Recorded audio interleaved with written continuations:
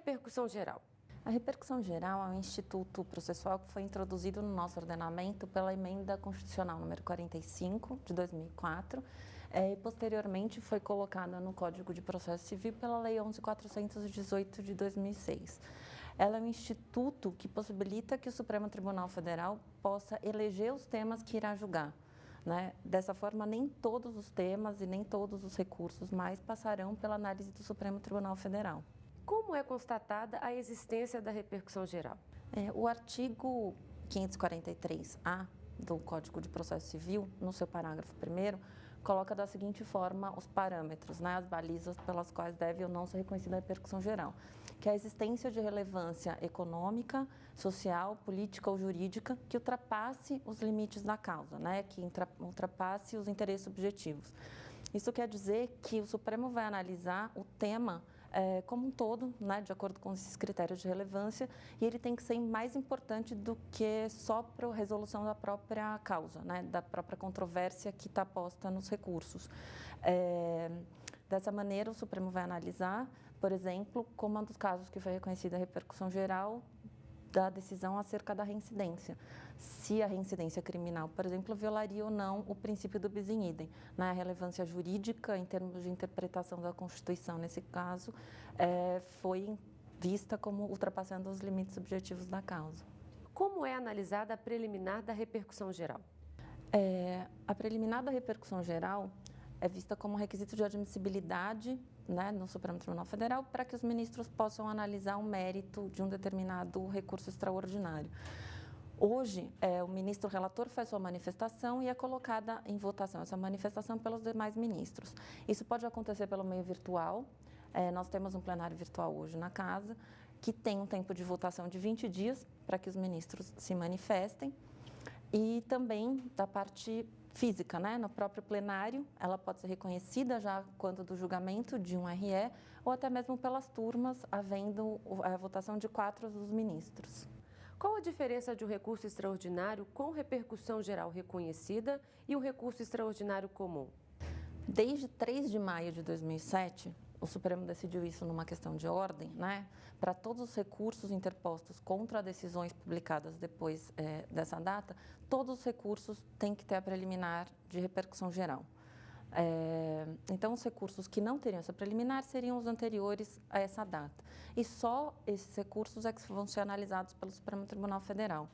O que acontece com a sistemática atual é que, uma vez reconhecida a repercussão geral, todos os processos que tratem do mesmo tema ficam sobrestados no segundo grau, ou nos demais tribunais superiores, até que o Supremo Tribunal Federal decida o mérito da questão.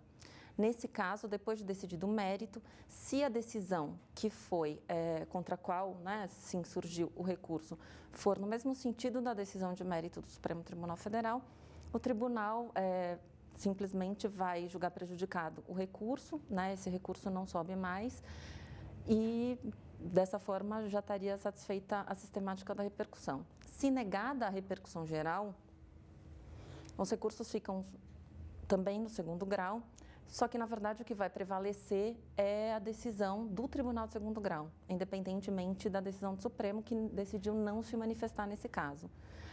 Para os recursos anteriores a 3 de maio de 2007, pode ser aplicada a sistemática da repercussão geral no caso da existência. No caso do Supremo reconhecer que não há repercussão geral, a eles não se aplica. Quais os efeitos e benefícios da repercussão geral no Poder Judiciário? A repercussão geral trouxe para o Poder Judiciário, eu acho que mais benefícios, muito mais do que efeitos que não fossem assim qualificados.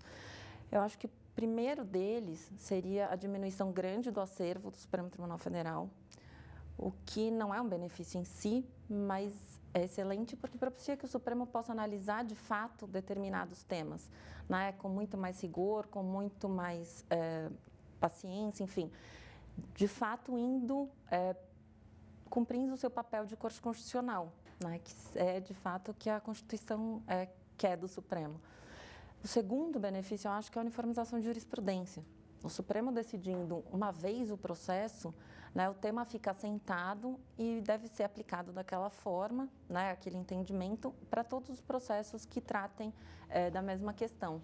Antes, os ministros tinham que julgar milhares de processos, ainda que já tivessem julgado o tema mais de uma vez. Hoje, isso não é mais necessário.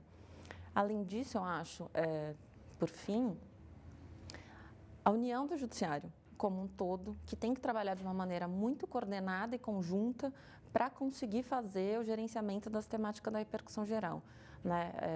Nós costumamos dizer aqui na presidência que isso é um resgate, até mesmo em valorização do papel dos tribunais de segundo grau, que têm as suas decisões como última instância num processo. Dos temas analisados pelo STF, quantos tiveram repercussão geral reconhecida? O Supremo analisou até hoje 390 temas de repercussão geral. Desses, 282 tiveram a repercussão geral reconhecida e só 108 tiveram a repercussão geral negada. E só um esclarecimento que eu acho que precisa ser feito é que o Supremo Tribunal Federal, também numa emenda regimental, decidiu, né, que a mesma temática da repercussão geral seria aplicada aos processos que não tratam de matéria constitucional, só que tratam de matéria infraconstitucional. Então, a mesma temática da negativa da repercussão geral foi dada a esses processos. Qual a importância da participação da sociedade e das entidades representativas na repercussão geral? A participação da sociedade é fundamental para a repercussão geral, né? Não só com relação ao seu reconhecimento, mas também na ocasião do julgamento do mérito da repercussão geral pelo Supremo. Isso porque os temas, né, pela relevância que eles possuem, acabam necessitando de uma maior rede de subsídios, digamos assim, né? Então, quanto mais pessoas se manifestarem num tema de repercussão geral, os ministros vão ter mais argumentos e conseguir ter uma total compreensão da controvérsia para julgar o tema. E, além disso, ela é muito importante nesse momento, porque uma vez julgado o tema pelo Supremo Tribunal Federal, esse tema não voltará a ser discutido aqui na Corte, a não ser que haja uma revisão de tese, que é um instituto muito mais difícil de ser utilizado.